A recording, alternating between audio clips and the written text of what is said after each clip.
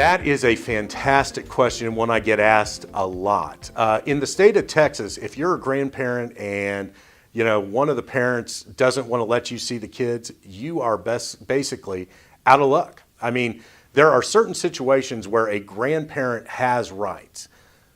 Basically, when that comes into play or where I should say you see it most often, let's say that there's a couple and they've got 2.5 kids, and the middle kid has 2 other kids, and he's married. He and his wife seem like they're just the fantastic couple, and then it turns out that they've developed an alcohol or a drug habit, and so these kids are kind of being left by the wayside. That is a situation where you are going to see the court intervene, and the grandparents would have the ability to file a suit to be named sole managing conservators of their grandchildren.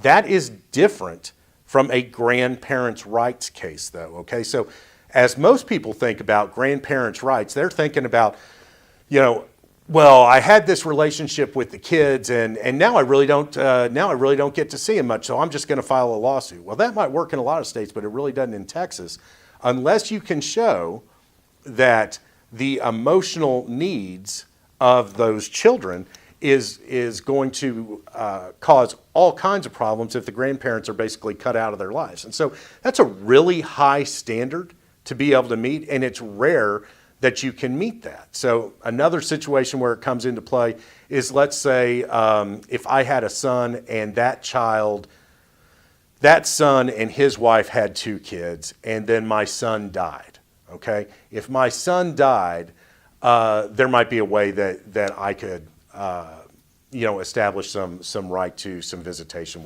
with the kids. But the presumption throughout the United States, actually, this is a United States Supreme Court case, is that parents act in the best interest of their kids. And so Texas has just taken that beyond common law and has codified it, and basically says, you don't have any special rights being a grandparent in the state of Texas.